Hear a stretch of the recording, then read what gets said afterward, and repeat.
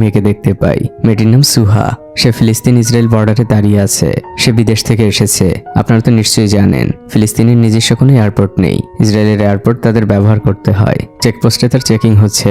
সুহা গার্ডের চোখে চোখ রেখে তাকিয়ে আছে। দূর থেকে ইসরায়েলি সৈন্য তার দিকে বন্দুক তাক করে আছে, কিন্তু সুহা একটুও ভীত নয়। চেকিং শেষ করে সে তার প্রিয় মাতৃভূমি ফিলিস্তিনিতে ঢুকে যায়। অনেক পুরনো কিছু ট্যাক্সি অপেক্ষা করছে এমন যাত্রীদের নেওয়ার জন্য। সুহা নুবলুসের একটি ট্যাক্সিতে উঠে যায়। এখান থেকে দৃশ্য চলে আসে ফিলিস্তিনের একটি গাড়ির গ্যারেজে। একটি গাড়ির বাম্পার মেরামতের কাজ করছিল সাইদ নামের এই ছেলেটি। সে আমাদের এই মুভির অন্যতম প্রধান চরিত্র।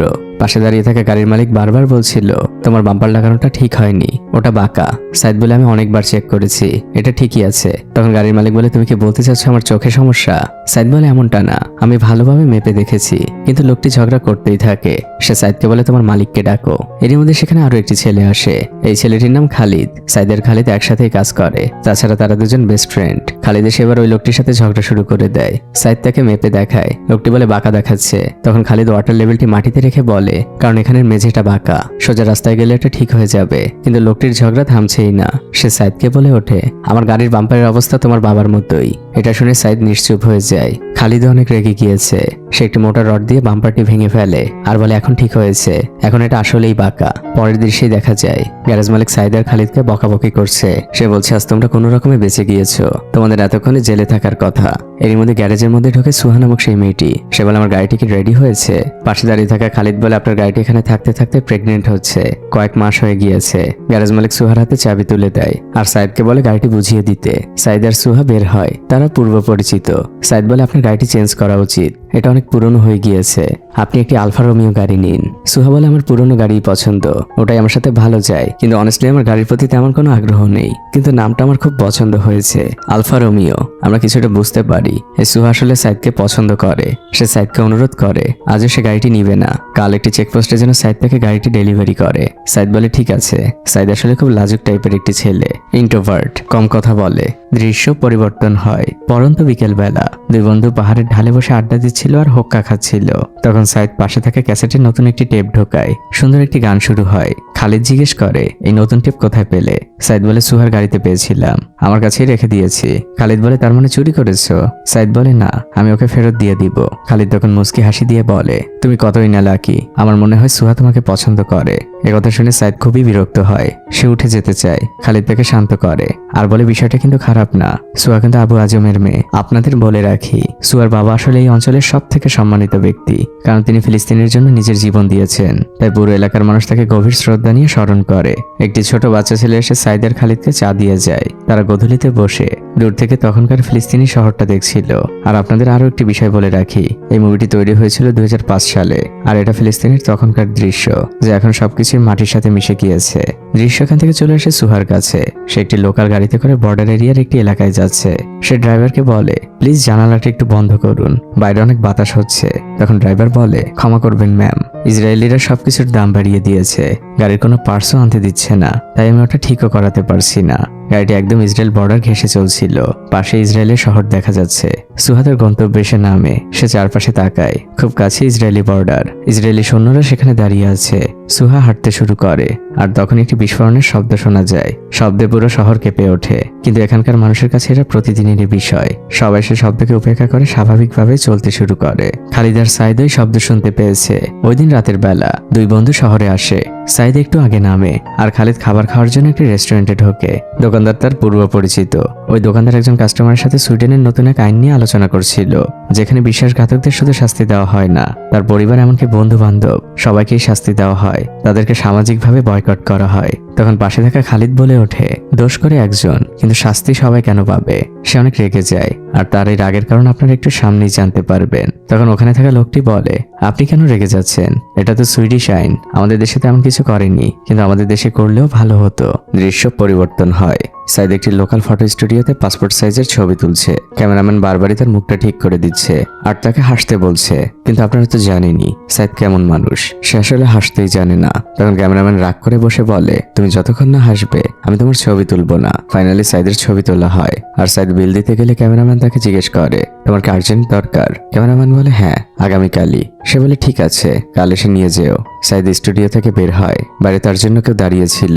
এই লোকটির নাম সেলিম। সে সাইদের পূর্ব পরিচিত। সে জিজ্ঞেস করে কেমন আছো সাইদ? সাইদ উত্তর দেয় আলহামদুলিল্লাহ। সেলিম আবার খালিদের কথাও জিজ্ঞেস করে। বলে শুনলাম তাকে নাকি চাকরি থেকে বের করে দেওয়া হয়েছে। সাইদ বলে এতে ওর কোনো দোষ নেই। সেলিম বলে আমি জানি খালিদের মাথা একটু গরম। এবার আসল কথায় আসি, তোমার কি শহীদ আবু আজমের কথা মনে আছে? তিনি মৃত্যুর আগে বলেছিলেন তোমরা যদি মৃত্যুকে ভয় পাও তাহলে ভেবে নিও তোমরা অলরেডি মৃত। তাকে ইসরায়েলি বাহিনী অনেক খুঁজেছিল, $1 মিলিয়ন পুরস্কার ঘোষণা করেছিল। আর ফাইনালি যখন ইসরায়েলি বাহিনী তাকে ঘিরে ফেলেছিল সে হাসতে হাসতে শহীদ হয়েছিল। আর আপনারা তো জানেনই এই আবু আজম ছিলেন সুহার বাবা, তাই তো তিনি ফিলিস্তিনিতে এত সম্মানিত। সেলিম বলে ফাইনালি সেই দিনটি চলে এসেছে, তোমার ইচ্ছে পূরণ হতে যাচ্ছে। আমরা কাল ইসরায়েলিদের উপর আরো একটি প্রতিশোধ নিব। আর তুমি যেমনটা চেয়েছিলে তোমার সাথে খালিদও যাবে, তোমাদের দুজনকে একসাথে চুজ করা হয়েছে। খুশি হয়েছো তুমি? সাইদ বলে আলহামদুলিল্লাহ। সেলিম সাইদকে বলে এখন থেকে ইসরায়েল পৌঁছানোর আগ পর্যন্ত আমি তোমার সাথে থাকবো। আর একটি কথা ভালোভাবে মাথায় ঢুকিয়ে নাও, তুমি যে শহীদ হতে যাচ্ছ এটা যেন তোমার পরিবার বুঝতে না পারে। সাইদ শুধু মাথা দোলায়। দৃশ্য চলে আসে সাইদের বাড়িতে। তার মা কাজ করছিলেন আর ছোট 2 ভাই বোন টিভি দেখায় ব্যস্ত। সেলিম সাইদের মাকে সালাম দেয়। সাইদের মা সেলিমকে আগে থেকেই চেনে, কারণ সেলিম এখানের একটি এনজিও স্কুলে পড়ায়। সাইদ তার মাকে বলে মা সেলিম আজ রাতে আমার সাথে থাকবে, তুমি রাতের খাবারের ব্যবস্থা করো। সাইদ যে 2 ছোট ভাই বোনের সাথে টিভি দেখতে বসে, কারণ সে বুঝতে পারছে এটা তার 2 ছোট ভাই বোনের সাথে শেষ দেখা। ছোট ভাই তার বড় ভাইয়ের সাথে ঝগড়া করছে, ভাইয়া তুমি আমার সব থেকে ভালো টি শার্টটি কেন পরেছো? ওটা আমি কত যত্ন করি তুমি জানো। সাইদ কিছুক্ষণ তার রুমের দরজাটি বন্ধ করে যে চুপচাপ বসে থাকে। সে অনেক কিছুই ভাবছে। সাইদের মা রাতের খাবার তৈরি করছিলেন। সাইদ যে তার মাকে বলে মা আমার ইসরায়েলে একটি কাজ হয়েছে, ওয়ার্ক পারমিট পেয়েছি। মা বলেন আলহামদুলিল্লাহ। কবে যাচ্ছিস? সাইদ বলে কালই। তার মা বলে সেলিম ভাইকে বলে যাস, তিনি তোর বিপদের সময় গ্যারেজে তোকে কাজটি দিয়েছিল। সাইদ বলে ঠিক আছে মা। সাইদের মা বলে ইসরায়েলে তোর কাজের ব্যবস্থাটা কে করে দিল? আর আমার জানা মতে তো এখনো যুবকদের ইসরায়েলে কাজে নিচ্ছে না। সাইদ বলে নিচ্ছে এখন, সেলিম ভাই ম্যানেজ করে দিয়েছে। মা বলেন আলহামদুলিল্লাহ। সেলিমের জন্য অনেক দোয়া। মা খাবার রেডি করে সাইদের হাতে দেন। এদিকে খালিদা এতক্ষণে জেনে গিয়েছে আগামীকাল তাকে অপারেশনে যেতে হবে। এটাই তার জন্য প্যালেস্টাইনে শেষ রাত। কিন্তু তাকে দেখে বোঝার কোনো উপায় নেই যে সে একটুও চিন্তিত। সে তার ভাগিনের সাথে মজা করছিল। তার বোন জামাইও এসেছে। সে খালিদের বাবার সাথে কথা বলছে। আজ বেশি রাত হয়ে যাবে, তারা ফিরতে পারবে না, কারণ এতক্ষণ ইসরায়েলিরা রাস্তা আটকে দিয়েছে। এদিকে সাইদ সেলিম সহ তাদের পরিবারের সবাই একসাথে খাবার খেতে বসেছে। সবাই একদমই চুপচাপ। মায়ের মন তো তার মনের ভিতরটা যেন কেমন করছে, কিন্তু সে কিছুই বলছে না। সেলিম খাবারের প্রশংসা করে। সাইদের মা শুকরিয়া জানান। এদিকে খালিদ তার মাকে বলে দিয়েছে কাল সকালে সে কাজের জন্য ইসরায়েলে যাচ্ছে। তাই তার মা তাকে ধমক দিয়ে বলে তাড়াতাড়ি ঘুমিয়ে পড়, ভোরে তোকে বের হতে হবে। গভীর রাত, সবাই ঘুমিয়ে পড়েছে, কিন্তু সাইদের চোখে কোনো ঘুম নেই। সে অপলক দৃষ্টিতে তাকিয়ে আছে। তার মাথার মধ্যে এক চিন্তার ঝড় বইছে। সে উঠে বসে। পাশে সেলিম তখনও ঘুমাচ্ছিল।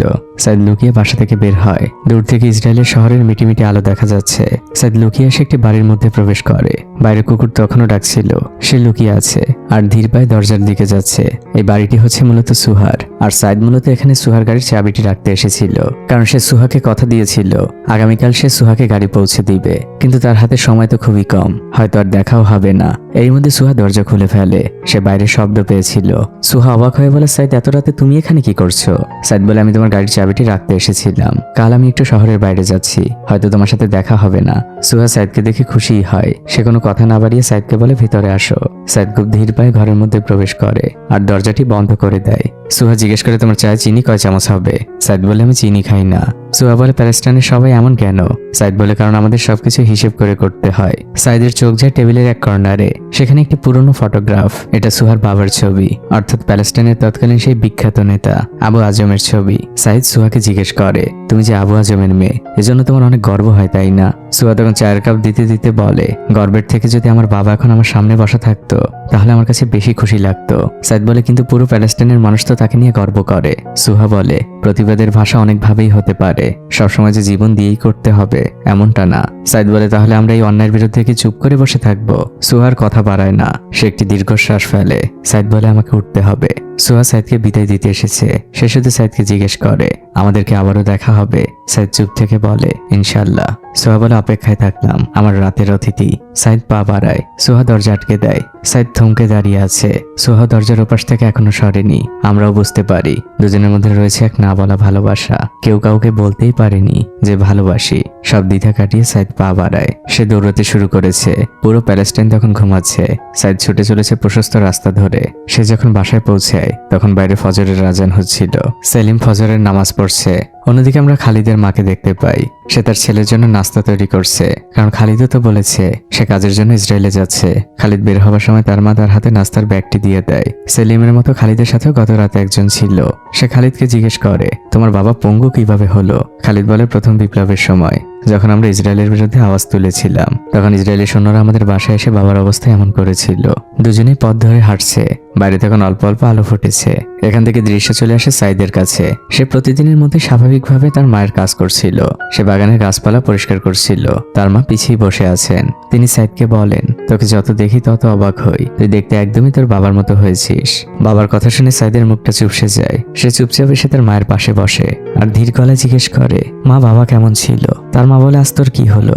বাবার টপিক তো সবসময় এড়িয়ে চলিস। সাইদ বলে, মা, মানুষ যে বলে আমার বাবা বিশ্বাসঘাতক ছিল, আসলেই কি তাই? মা উত্তর দেন, যে বিষয়টি শেষ হয়ে গেছে ওটা শেষই থাক, শুধু বাবার জন্য দোয়া করো, আল্লাহ যেন তাকে ক্ষমা করেন। মার ছেলের এই কথা সেলিমও ভেতর থেকে শুনছিল।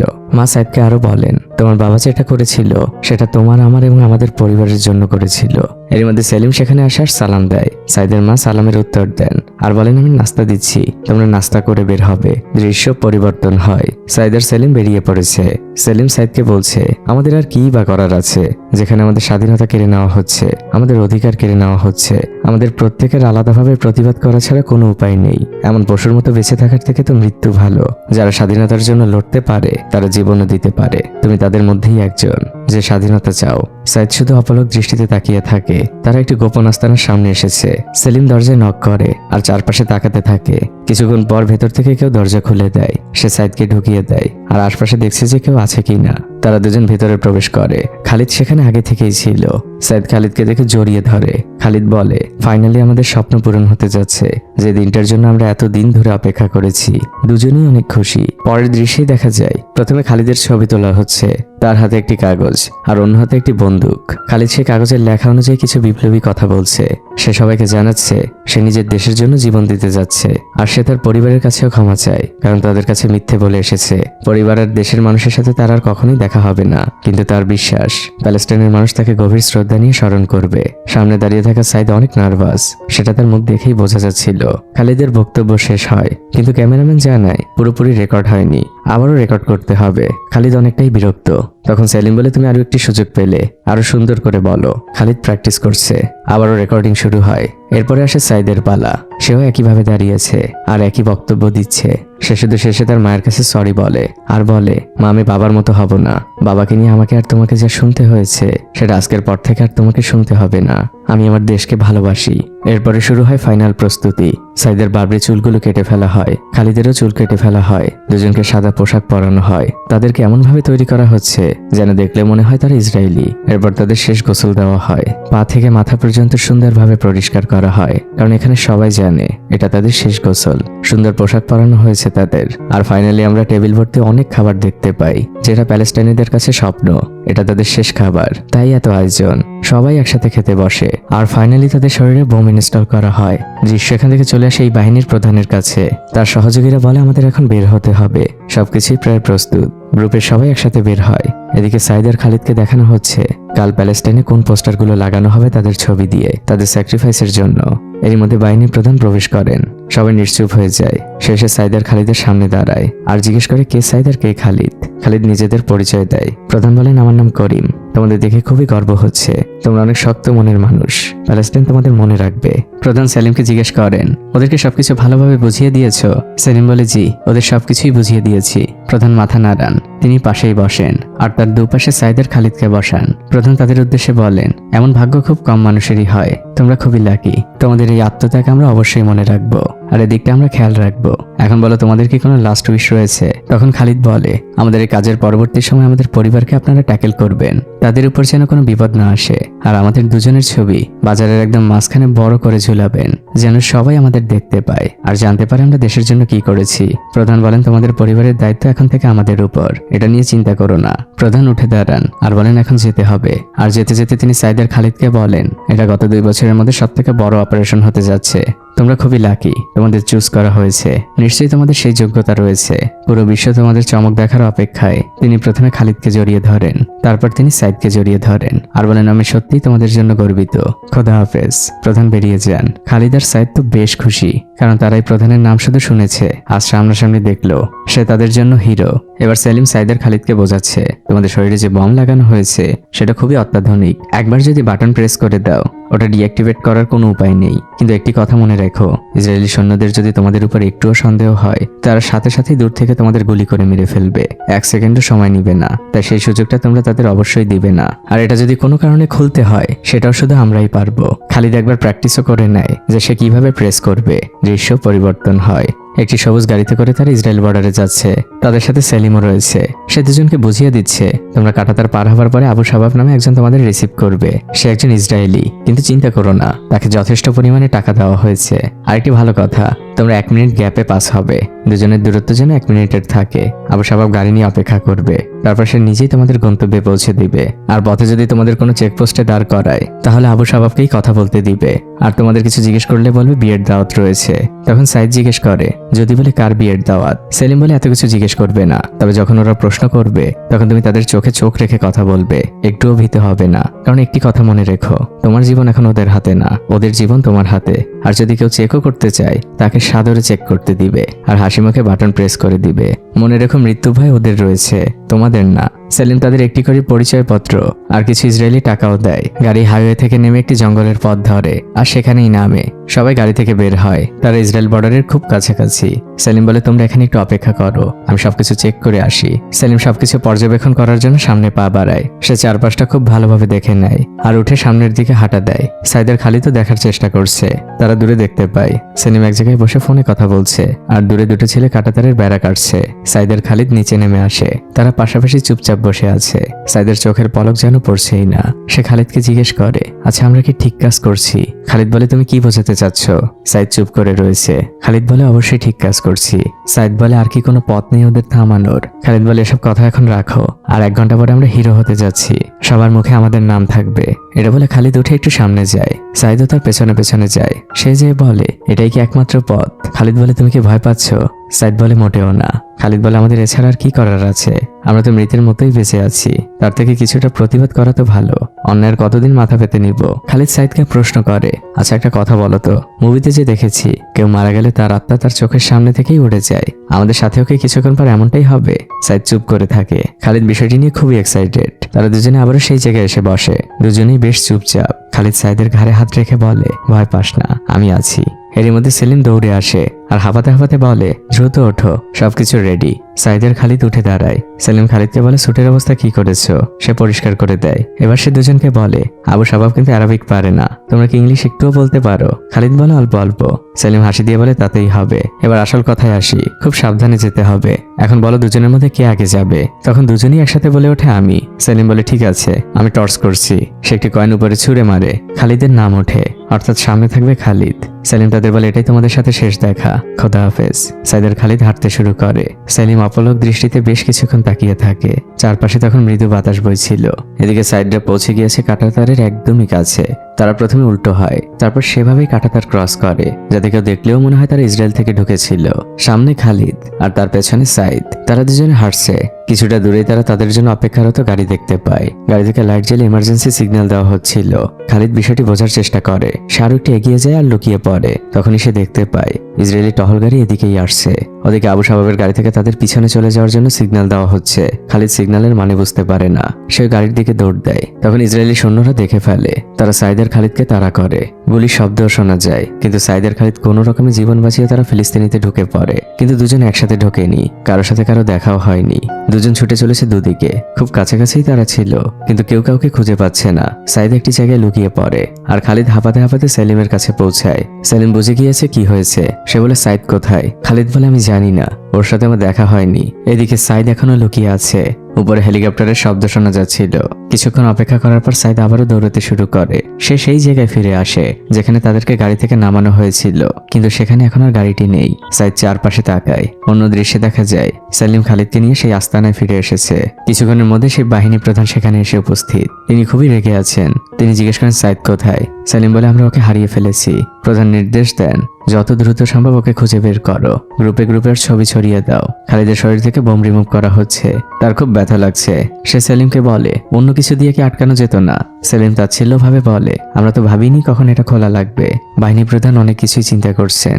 অন্যদিকে দেখা যায় সাইদ আবারও বর্ডার দিয়ে ইসরায়েলি ভূখণ্ডে প্রবেশ করছে। সে ইসরায়েলের আধুনিক আর প্রশস্ত রাস্তা দিয়ে হাঁটছে। কিছুটা দূরেই সে একটি বাস স্টপেজ দেখতে পায়। সেখানে অলরেডি কিছু লোক বাসের জন্য অপেক্ষা করছে। সাইদ হাঁটতে হাঁটতে সেখানে যায়। সেখানে একটি ছোট বাচ্চা আর তার মাও ছিল।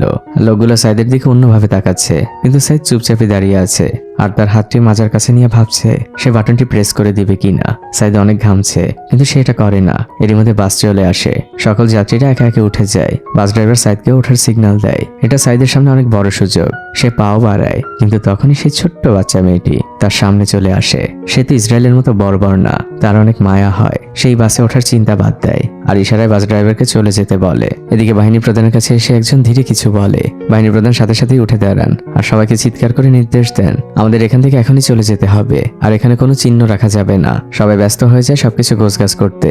সেলিম থেকে জিজ্ঞেস করে কি হয়েছে। প্রধান জানেন হয়তো সাইদ আমাদের সাথে বিট্রে করেছে। খালিদ বলে এটা কখনোই সম্ভব না, আমি সাইদকে ছোটবেলা থেকে চিনি, আমাদের ওকে খুঁজে বের করতে হবে। প্রধান বলেন এখন সেসব কথা বলার সময় না, সবাই তাড়াতাড়ি সবকিছু গুছিয়ে নাও। সেলিম তখন প্রধানকে বলে আবু শাবাব আমাদের সাথে বেইমানি করেনি তো? প্রধান বলেন সেই সম্ভাবনা নেই, তাহলে সর্বপ্রথম তাকে ইসরায়েলি সৈন্যরা মেরে ফেলবে। সবাই সবকিছু গোছগাছ করে সেখান থেকে বেরিয়ে যায়। তারা নতুন আস্তানার উদ্দেশ্যে রওনা হয়েছে। অন্যদিকে আমরা দেখতে পাই সাইদ আবারও কাঁটাতারের ফাঁক দিয়ে ফিলিস্তিনিদের প্রবেশ করেছে। সে মেইন রাস্তার পাশে দাঁড়িয়ে রয়েছে। একটি ট্যাক্সি দূর থেকে আসছিল। সে সাথে সাথে সিগন্যাল দেয় আর ট্যাক্সিতে উঠে পড়ে। সে একটি ঠিকানাও বলে। ট্যাক্সি ধীরে ধীরে চলতে শুরু করে। ট্যাক্সি ড্রাইভার জিজ্ঞেস করে আপনি কি কোনো বিয়েতে গিয়েছিলেন? সাইদ একদমই চুপ। তখন রেডিওতে একটি পানির ফিল্টারের বিজ্ঞাপন হচ্ছিল। ট্যাক্সি ড্রাইভার আক্ষেপ নিয়ে বলে পৃথিবীর কোনো পানির ফিল্টার আমাদের পানিকে পরিষ্কার করতে পারবে না, কারণ আমাদের পানি রক্ত দিয়ে মিশ্রিত। তিনি ইসরায়েলিদের উপর অনেক ক্ষোভ ঝাড়ছেন, কিন্তু সাইদ একদমই চুপচাপ। এদিকে খালিদ সহ বাকি সবাই নতুন আস্তানায় পৌঁছে গিয়েছে। তারা ভেতরের দিকে প্রবেশ করছে। তখন প্রধান ঘোষণা করেন যতটুকু ইনফরমেশন পেয়েছি সাইদ হয়তো ধরা পড়ে গিয়েছে অথবা আমাদের ধোঁকা দিয়েছে। খালিদ বলে এটা কখনোই সম্ভব না। এই অপারেশনটা ছিল আমাদের জন্য স্বপ্ন, আর যদি এমনটাও হয় আমি একা যেয়ে অপারেশন করব। প্রধান বলেন এটা এখন আর সম্ভব না। ইসরায়েলি সৈন্যরা হয়তো অলরেডি আমাদের খুঁজছে। খালিদ বলে কিন্তু সাইদের শরীরে তো বোম বাঁধা, ওকে তো আমরা বাইরে ভাবে ঘুরতে দিতে পারি না। আমি জানি সাইদ কিভাবে চিন্তা করে, আমাকে প্লিজ দায়িত্ব দিন। আমি ওকে অবশ্যই খুঁজে বের করে এখানে নিয়ে আসবো। এই অপারেশনটা আমাদের জন্য অনেক ইম্পর্টেন্ট, আমাদের দুজনেরই স্বপ্ন। আর আমরা বুঝতে পারি খালিদকে দায়িত্ব দেওয়া হয়েছে সাইদকে খুঁজে বের করার জন্য। তাকে একটি ফোনও দেওয়া হয়েছে।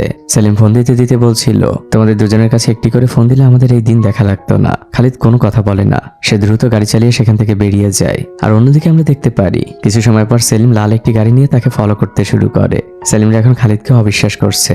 এদিকে ব্যস্ত ফিলিস্তিনি শহর দেখা যায়। সাইদ হাঁটতে হাঁটতে শহরের একদম মাঝে এসেছে।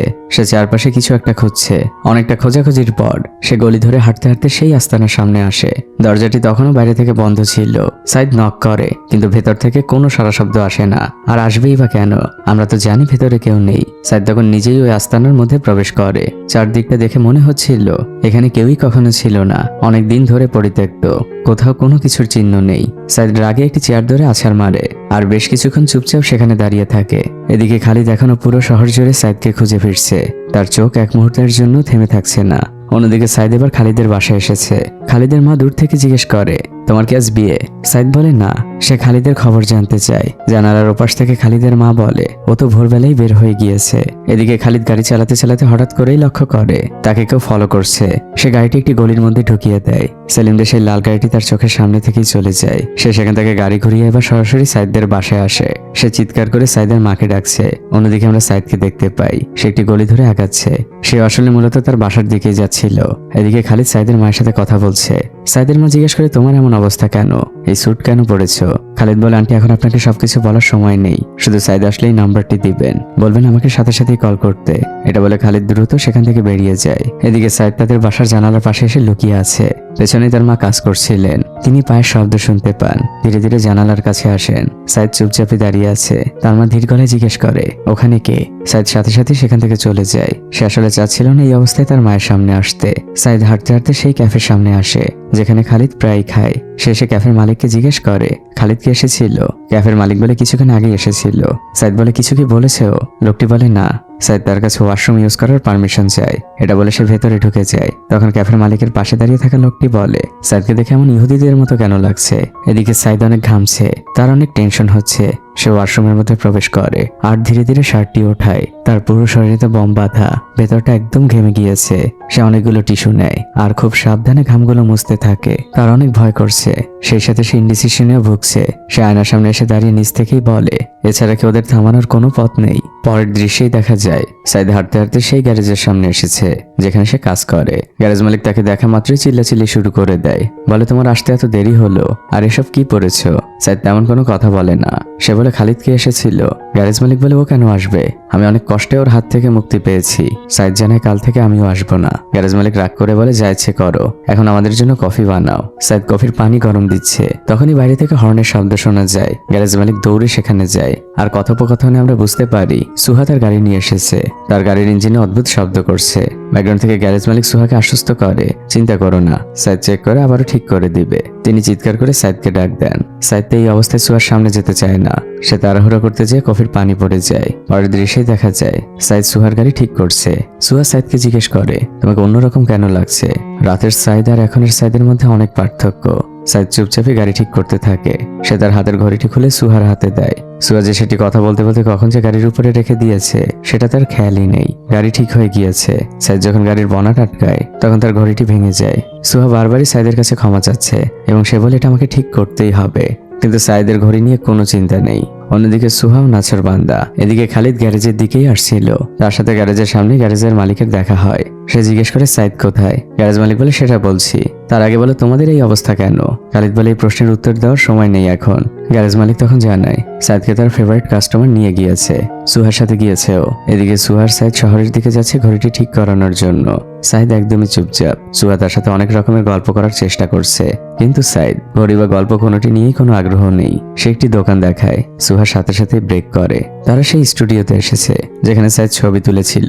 সে ছবিগুলোও নেয় আর ঘড়িটি ঠিক করাতে দেয়। লোকটির পেছনে টিভিতে তখন একটি ভিডিও হচ্ছিল। সুহা বলে, এটা কিসের ভিডিও? লোকটি জানে এটি বিশ্বাসঘাতকতার ভিডিও। যারা ফিলিস্তিনের সাথে বিশ্বাসঘাতকতা করেছে তাদের শাস্তি দেওয়ার ভিডিও। সুহা দাম জিজ্ঞেস করে। লোকটি জানে বিশ্বাসঘাতকতার ভিডিওর দাম একটু বেশি, আবার ফিলিস্তিনের পক্ষে যারা জীবন দিয়েছে তাদেরও মৃত্যুর আগের ভিডিও রয়েছে, ওগুলোর দাম একটু কম। সুহা জিজ্ঞেস করে, এগুলো নিয়ে ব্যবসাও করা হয়? লোকটি বলে, কেন নয়, আমি আপনার জন্য 15 শেকেল রাখবো। সাইদ এগুলো কিছুই শুনতে চাচ্ছে না। সে দ্রুত সুহাকে নিয়ে সেখান থেকে বের হয়। এদিকে আমরা খালিদকে দেখতে পাই। সে এসে সুহার বাসার সামনে বসে আছে। সে আর কোনো রিস্ক নিতে চাচ্ছে না। সাইদকে তার খুঁজে বের করতেই হবে। তার চোখের সামনে বাচ্চারা ঘুড়ি উড়াচ্ছিল আর ব্যাকগ্রাউন্ডে ইসরায়েলের শহর দেখা যাচ্ছিল। সে বসে বসে চিন্তা করছিল, তাদের দেশটাও তো শান্তির হতে পারত, তারাও তো নিরাপদে ঘুমাতে পারত। এসব অনেক কিছুই চিন্তা করে সে। অন্যদিকে সাইদ আর সুহা একটি পাহাড়ের উপরে এসেছে। সুহা অনেক রেগে আছে, কারণ এই ভিডিওগুলো নিয়ে ব্যবসা করা হয়। মানুষগুলো জীবন দিয়েছে আর এখানের মানুষ সেই ভিডিওগুলো কিনেই দেখে। এদেরও তো পরিবার রয়েছে, তাদের ফিলটা কেমন হয়? সাইদ অনেকক্ষণ চুপ করেছিল। তারপর সে চিৎকার করে বলে, আমার বাবাও একজন বিশ্বাসঘাতক ছিলেন, তাকেও মেরে ফেলা হয়েছে।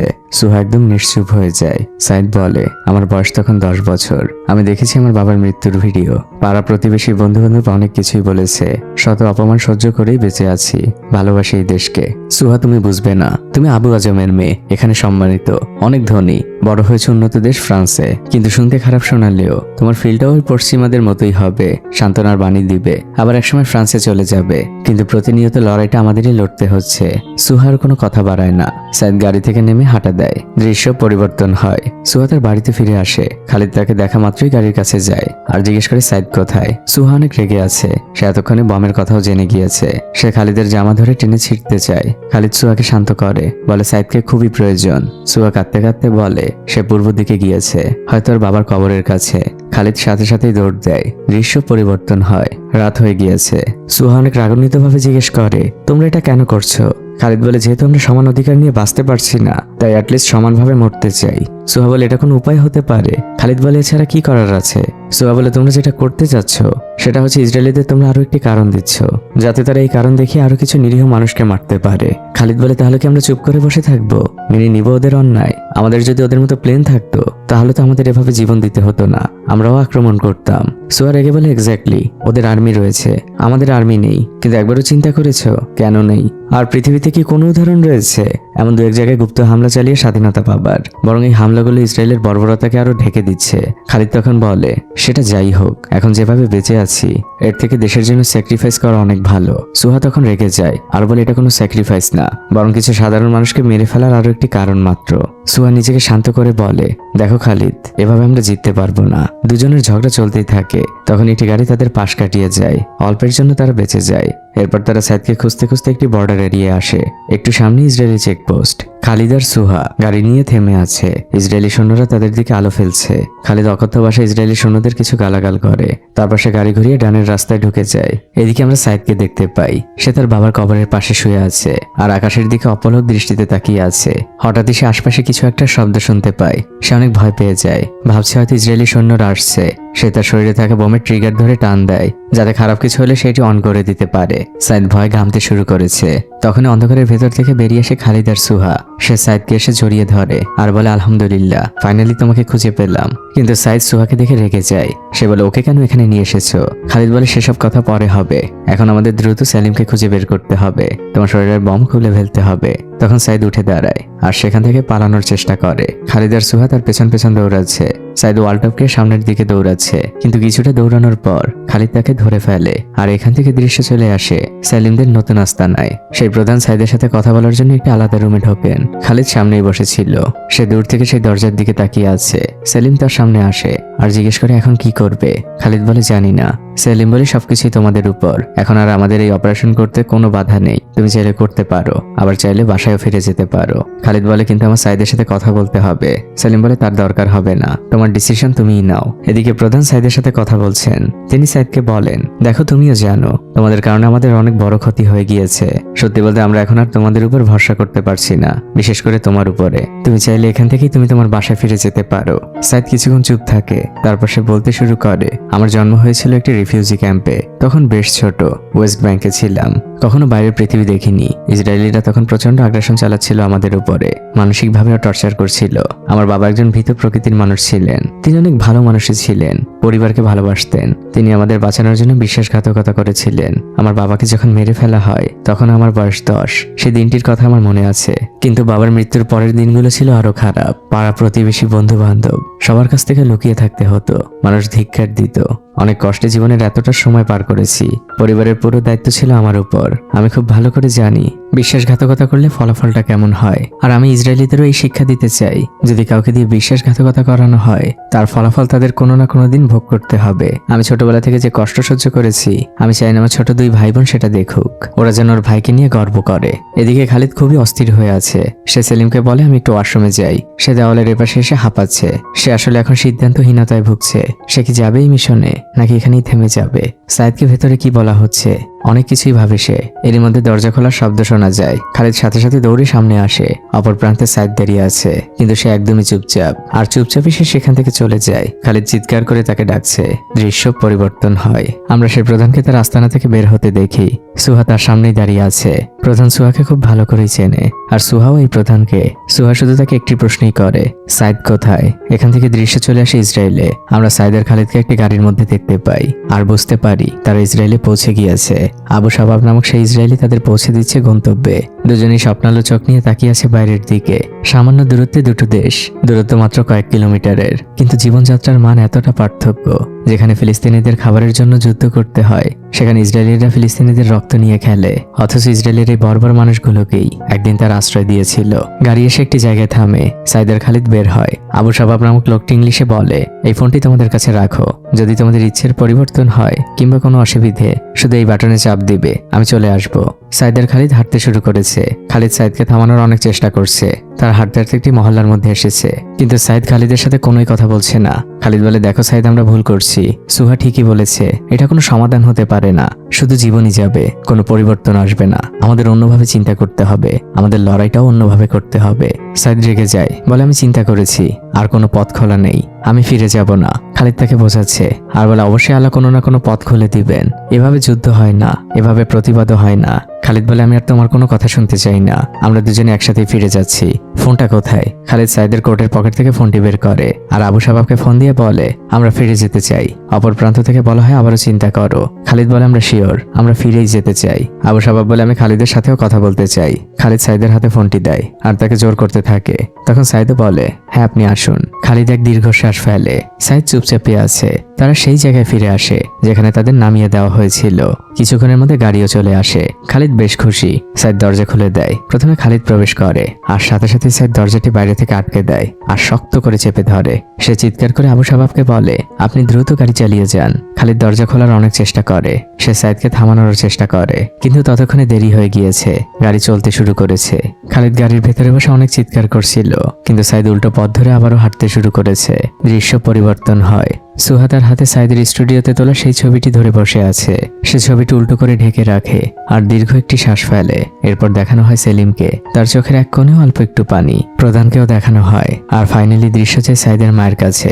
তার চোখ মুখ দেখে আমরা বুঝতে পারি এতক্ষণে তিনি তার সন্তানকে হারিয়ে ফেলেছেন। কিন্তু ফিলিস্তিনি মায়েদের এটা অভ্যাস হয়ে গিয়েছে। তারা সন্তানের জন্মের সময় ধরে নেন তিনি কোনো না কোনো সময় হারাবেন, কিন্তু তার চোখ বেয়ে আজ একটুও পানি পড়ছে না। এখান থেকে ঘটনা চলে আসে কিছুক্ষণ আগে। সাইদ ইসরায়েলের একটি বাসে উঠেছিল, যে বাসের বেশিরভাগ যাত্রী ছিল ইসরায়েলি মিলিটারি। তারা নিজেদের মধ্যে গল্প করছিল আর সাইদ চুপচাপ বসে আছে। তার চোখের পলকও পড়ছে না। আজ সে যতটা না নিজের দেশের জন্য এসেছে, তার থেকে বেশি তার বাবার কলঙ্ককে মুছতে এসেছে। ছোটবেলা থেকে এই ছেলেটিকে অনেক কথা শুনতে হয়েছে। সবকিছুরই পরিসমাপ্তি ঘটছে আজ। সাইদ স্বপ্নালু চোখে তাকিয়ে আছে। তার জীবনটা তো অন্যরকম হতে পারত, সুন্দর স্বাভাবিক আর পাঁচটা পৃথিবীর মানুষের মতো।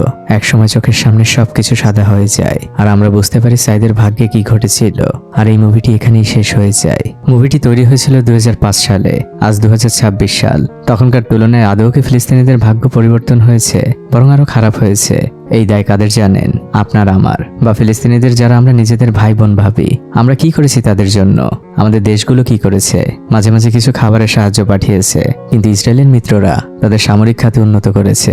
এতগুলো মুসলিম দেশ, আমরা কি সম্মিলিতভাবে কখনো ফিলিস্তিনিদের চেষ্টা করেছি সামরিকভাবে উন্নত করতে, তাদের একটি স্বীকৃত বাহিনী বানাতে, তাদের যুদ্ধ বিমান দিতে? এগুলো যদি আমরা আদৌ করতে পারতাম, তাহলে তো ইসরায়েলিরা এত সাহস পেত না। আর তার থেকে বড় কথা হচ্ছে, একটি নিউজ দেখে খুবই খারাপ লাগলো। যারা ফিলিস্তিনিদের সাহায্য করতে গিয়েছে তাদের মধ্যে কিছু পশু সন্তানদের খাবার দেওয়ার বিনিময়ে মায়েদের সাথে খারাপ কাজ করেছে। তো এই বিচার ওই মানুষগুলো কার কাছে দিবে?